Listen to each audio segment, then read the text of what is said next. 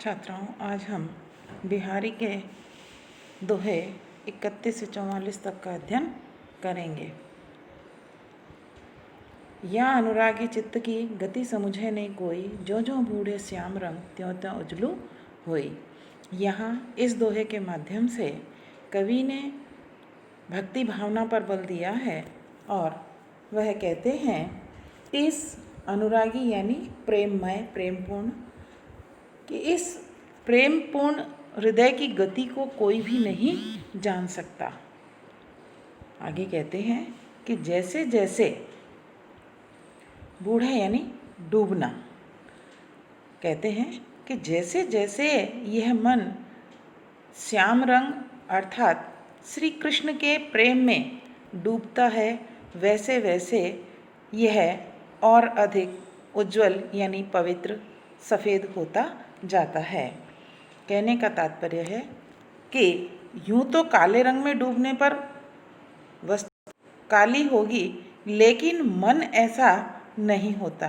क्यों? क्योंकि मन जो है वह श्री कृष्ण के प्रेम में डूब गया है और डूब करके यह और अधिक पवित्र हो गया है। कि यहाँ कविश्लेष और अनुप्रास अलंकार बताते हैं। आगे लाज कहो बेकाज कत घेरी रहे घर जाई, गौरसु चाहत फिरत हों गौरसु चाहत नाही। यहाँ कवि जो है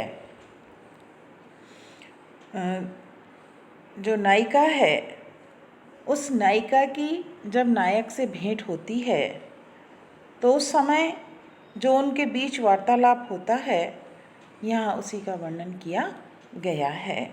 कवि कहते हैं कि यहाँ नायक द्वारा नायिका से गोरस यानी मक्खन और बोली और दूसरा गौरस का अर्थ है इंद्रिय विषय रस। तो यहाँ नायिका जो है, जब नायक नायिका से गौरस के लिए अपनी इच्छा प्रकट करता है तो इच्छा प्रकट करने पर नायिका कहती है कि तुम्हें लोक लाज का ध्यान रखना चाहिए, तुम्हें इस प्रकार मुझे बीच रास्ते में नहीं घेरना चाहिए कि अब घर की ओर मुझे जाने दो। तुम्हें तो वास्तव में गौरस यानी मक्खन नहीं, तुम्हें तो गौरसु यानी इंद्रिय रस की इच्छा है कि इसलिए अब मुझे यहाँ बीच रास्ते में घेर कर इस प्रकार की बातचीत न करो। यहाँ अनुप्रास यमक व श्लेष अलंकार है। आगे कवि कहते हैं जब माला छापे तिलक सरई न एकु काम, मन कांचे नाचे वृथा सांचे राचे राम। यहाँ कवि ने बाह्य आडंबरों का विरोध किया है और अंधविश्वास का विरोध किया है। वे कहते हैं कि व्यक्ति को अंधविश्वास में न पड़कर आचरण में पवित्रता रखनी चाहिए। कवि कहते हैं कि मंत्रों का जाप करने से, माला जपने से, तिलक छापे लगाने से व्यक्ति के इस संसार में कोई भी कार्य जो है वो पूर्ण नहीं हो सकते। क्यों? आगे कहते हैं कि मन जो है कांचे यानी कच्चा, कि मन तो कच्चा है, अस्थिर है और उसके अस्थिर होने पर इस प्रकार का आचरण करना बेकार है। क्योंकि दिखावे की चीज़ों से भगवान प्रसन्न नहीं होते। भगवान तो जिसका मन पवित्र है, आचरण में सत्यता है, उसे देखकर ही प्रसन्न होते हैं। अतः व्यक्ति को बाह्य आडंबरों में न पड़कर सत्य और ईश्वर की भक्ति में पूर्णतया मन को पवित्र रखकर आचरण करना आवश्यक है। कि इस प्रकार दिखावे से ईश्वर प्राप्त नहीं होते। तो जो लोग, जिनके मन में निर्मलता है, पवित्रता है, शुद्धता है, आचरण में सत्यता है, वे भगवान की भक्ति न भी करें तो भी उन्हें भगवान की कृपा प्राप्त होती है। इसलिए हमें बाह्य आडंबरों का विरोध करना चाहिए। यहाँ अनुप्रास और काव्यलिंग अलंकार है।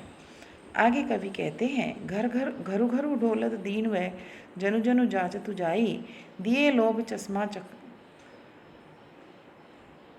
चखनु, लघुपुनि बड़ो बढ़ाई।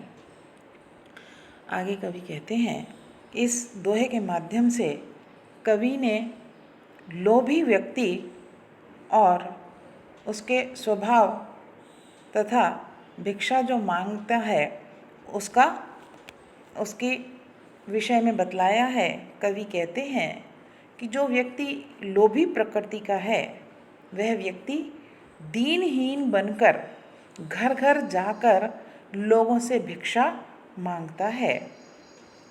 जाचतु यानी याचना करना, मांगना, कि वह लोगों से भिक्षा मांगता रहता है, लोगों से याचना करता फिरता है।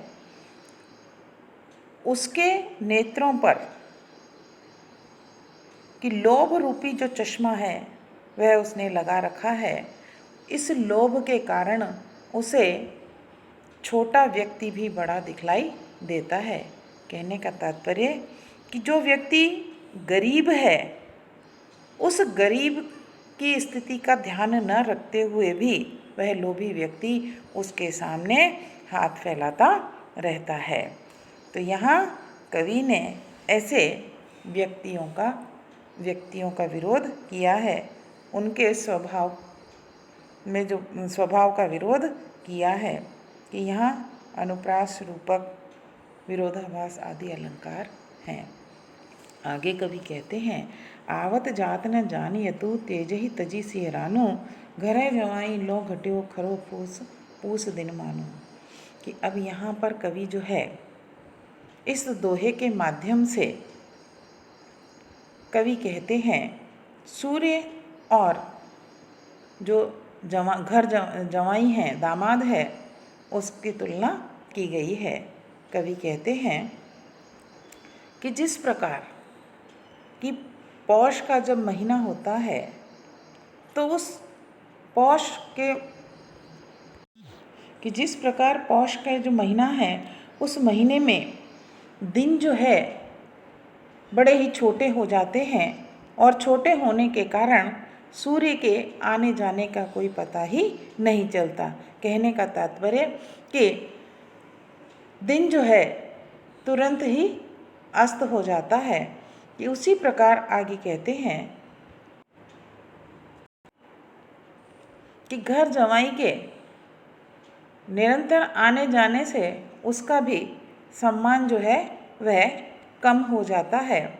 वैसे ही पौष के महीने में सूर्य का प्रकाश अपनी तेज यानी उष्णता को नहीं रख पाता। यहाँ कवि ने पौष महीने और दामाद के माध्यम से बताया है कि निरंतर अधिक किसी स्थान पर जाने से व्यक्ति के सम्मान में कमी आने लग जाती है। तो इसी प्रकार हमें समय के अनुसार ही कार्य करना चाहिए। यहाँ अनुप्रास, उपमा और श्लेष अलंकार है। आगे कवि कहते हैं, मैं समझो निर्धार यह जगु काचो कांच सौ, एक ही रूप अपार प्रतिबिंबित लखियतु जहाँ। यहाँ कवि जो है इस दोहे के माध्यम से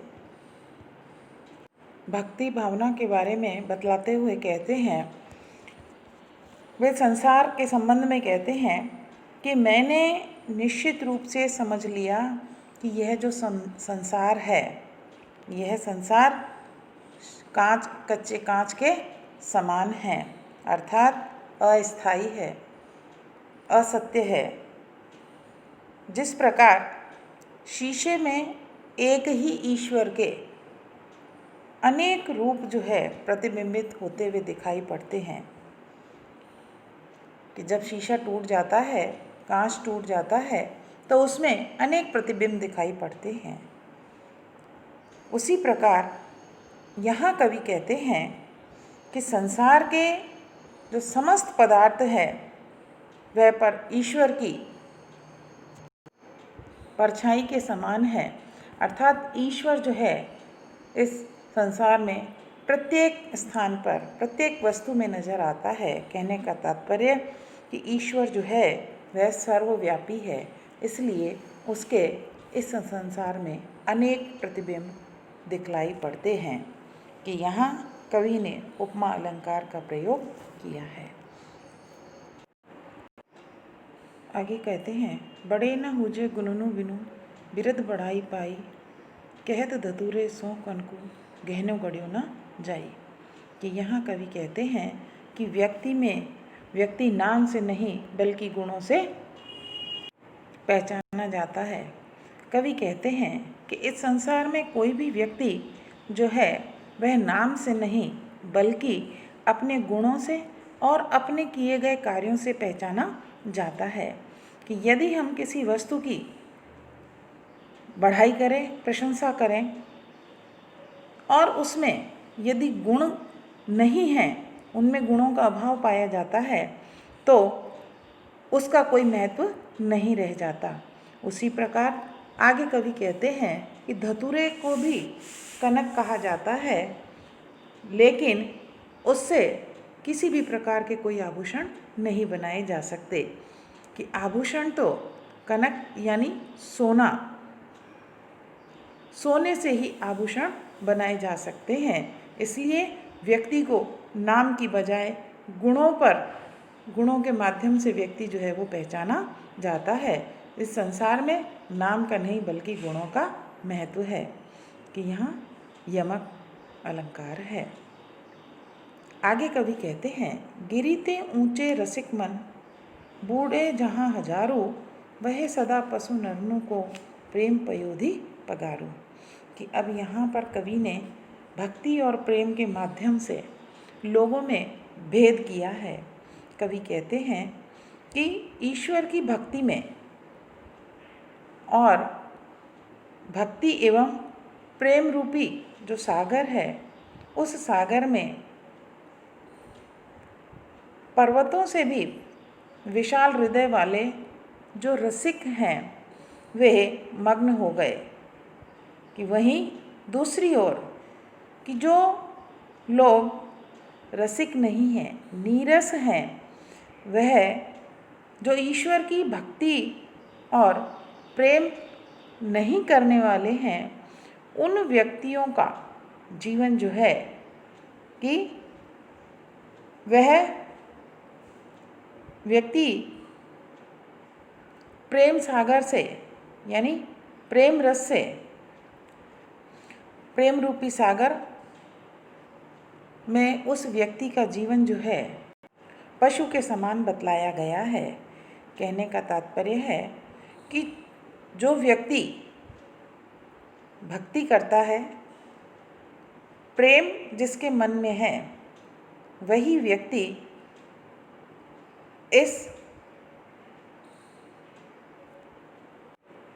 कहने का तात्पर्य कि जो प्रेम और भक्ति करता है वही व्यक्ति उसका प्रेम और भक्ति में जो डूब जाता है वह फिर उस भक्ति से बाहर नहीं निकलता।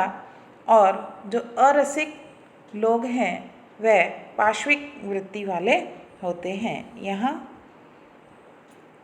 प्रेम प्रयोधि यानी ईश्वर प्रेम रूपी सागर से बतलाया गया है। अनुप्रास और रूपक अलंकार है। आगे कवि कहते हैं कि जिन दिन देखे वे कुसुम गई सुबीती बहार, अब अली रही गुलाब में अपत कटीली डार। कि यहाँ कवि ने नायिका को देखने वाले नायक के विषय में बतलाया है।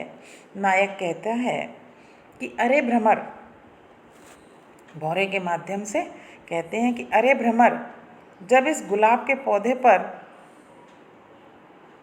सुंदर फूल थे, जब वसंत ऋतु थी, बहार यानी सुंदर वसंत ऋतु थी, जब उपवन में अनेक प्रकार के फूल जो हैं खिले रहते हैं, तो कहते हैं कि जब तुमने बसंत ऋतु में यहाँ अनेक फूल खिले हुए देखे तब उसे वसंत ऋतु बतलाया।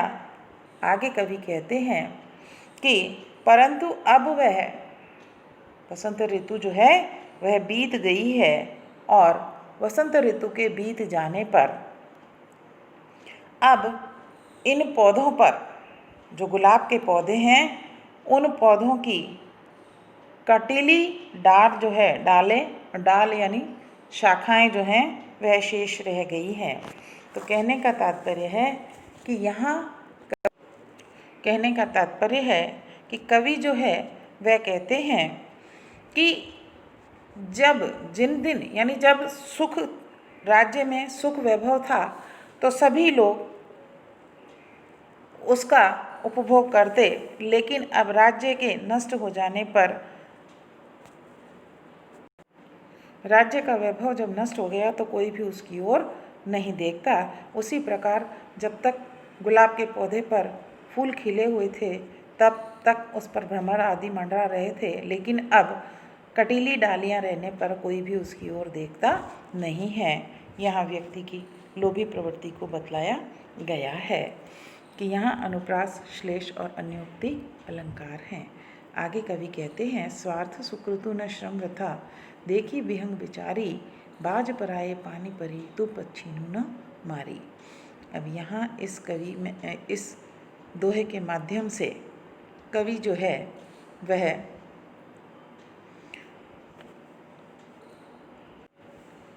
अन्योक्ति के माध्यम से यहाँ कवि कहते हैं कि अरे विहंग यानी पक्षी, विचार करके देख, तो इस बात को अच्छी तरह से समझ ले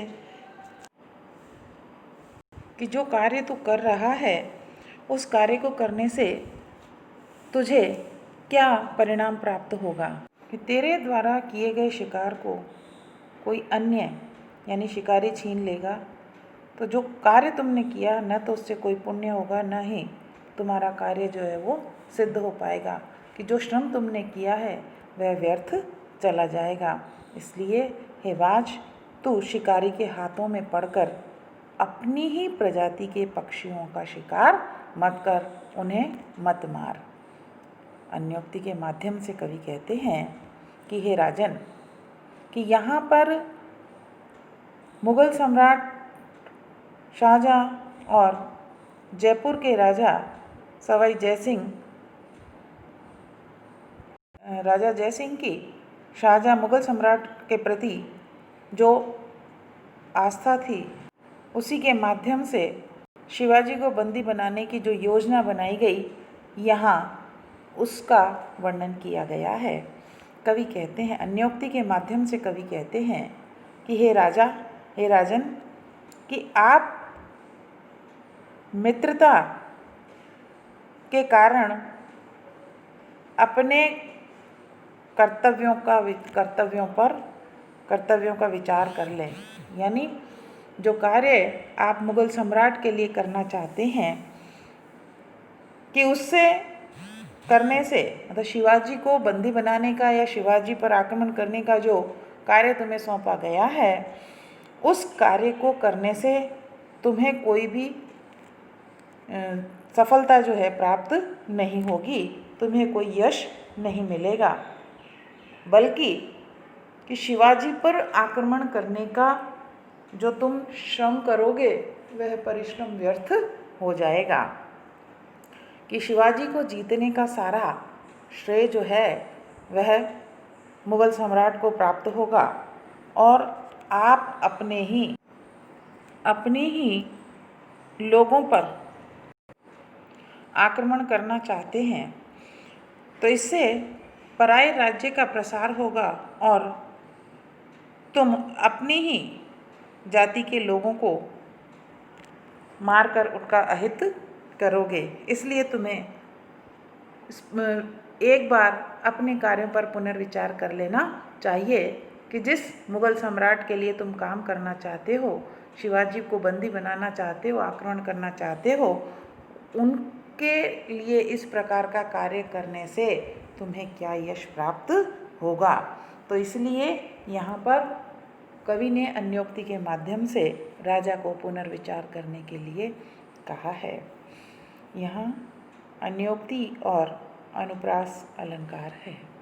आगे कवि कहते हैं, नर की अरु नल नीर की गति एकई करि जोई, जे तो नीचो वे चले ते तो ऊंचो होई। कि यहाँ कवि ने व्यक्ति के स्वभाव की तुलना जो है नल से की है। कि यहाँ कवि जो है वह कहता है कि जो सत्पुरुष हैं, जो जिनके आचरण में विनम्रता है, उनकी गति नल के पानी के समान होती है। कि जिस प्रकार नल जो है जितना नीचे होगा वह उतना ही उसका जल जो है उतना ही तेजी से आता है, उसी प्रकार जो व्यक्ति जितना विनम्र होकर चलता है वह उतना ही श्रेष्ठ होता जाता है या श्रेष्ठ कहलाता है। कि यहाँ उपमा, अनुप्रास आदि अलंकार हैं। आगे कवि कहते हैं, दुसह दुराज प्रजानु को क्यों न बढ़े दुख दंदु, अधिक अंधेरो जग करत मिली मावस रविचंदु। अब यहाँ पर कवि जो है वह इस दोहे के माध्यम से कि एक ही राज्य में दो राजाओं के जो कार्य प्रणाली है उसके बारे में बतलाया गया है। कवि कहते हैं कि जिस राज्य में दो राजा होते हैं उनकी कार्य प्रणाली के कारण, उनके झगड़ों के कारण, उनके अत्याचारों के कारण प्रजा जो है बड़ी दुखी रहती है। वहाँ की प्रजा में अशांति और दुख जो है वो बढ़ते जाते हैं। जिस प्रकार अमावस्या की रात्रि में रवि यानी सूर्य, चंदू यानी चंद्रमा, कि जब सूर्य और चंद्रमा एक ही राशि में होते हैं तो वे संपूर्ण संसार को अंधकारमय कर देते हैं। कि उसी प्रकार दो राजाओं के परस्पर द्वेष के कारण, द्वंद्वों के कारण जनता जो है अत्याचारों को सहन करती है और उनमें अशांति और अराजकता फैलती जाती है। तो यहाँ कवि जो है दोहरी शासन प्रणाली की ओर संकेत करते हैं। आगे कवि कहते हैं, करो कुबत जगु कुटिलता, तजो न दीन दयाल, दुखी होओगे सरल हिये बसत त्रिभंगी लाल। यहाँ कवि ने भक्ति पूर्ण दोहा बतलाया है और भक्ति भावना का वर्णन करते हुए कहते हैं, कवि कहते हैं अपने आराध्य श्री कृष्ण से कहते हैं कि हे दीनदयाल, हे ईश्वर, मैं इस संसार में जितनी भी बुराइयां हैं उन बुराइयों को करता रहूँगा और मैं अपनी कुटिलता को त्याग नहीं सकता, क्योंकि ऐसा करने पर मेरा मन जो है वो कैसा सरल हो जाएगा, सीधा हो जाएगा। कि यदि मैं आपकी भक्ति करूँगा तो मेरा मन सरल हो जाएगा। और मन की ऐसी स्थिति होने पर कि आपकी जो त्रिभंगी शरीर की मुद्रा है उस मुद्रा में शरीर में प्रवेश करने पर अत्यंत कष्ट होगा, इसलिए मैं अपनी कुटिलता को नहीं त्याग सकता। आगे कवि कहते हैं कि नहीं पावस ऋतुराज यह तजी तरवर चितभूल, अपतु भय बिनु पाई हैं क्यों नवदल फल फूल। अब यहाँ कवि जो है अन्योक्ति के माध्यम से यह बतलाना चाह रहे हैं कि किस प्रकार से विशिष्ट व्यक्ति से लाभ प्राप्त करने की लालसा रखने वाले सामान्य व्यक्ति बतलाया है। कवि अन्योक्ति में कहते हैं कि हे श्रेष्ठ वृक्ष, वो कहते हैं कि यह वर्षा ऋतु नहीं है, पावसु यानी वर्षा ऋतु, कि यह वर्षा ऋतु नहीं बल्कि ऋतुराज बसंत है। इसलिए अब तुम्हें अपने मन से वर्षा ऋतु मानने की जो भूल है उसे छोड़ देना चाहिए। कि तुझे बिना अपत यानी पत्र रहित, पत्ते रहित और बिना पुराने पीले पत्ते गिराए बिना कैसे नवीन पत्ते, पुष्प और फल जो है वो मिल सकते हैं।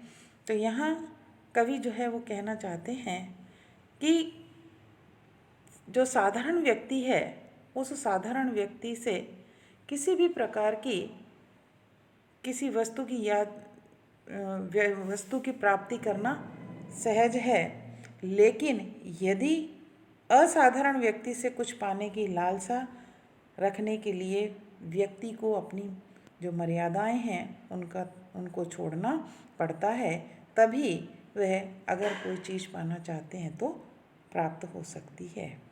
यह अनुप्रास और श्लेष अलंकार अन्योक्ति अलंकार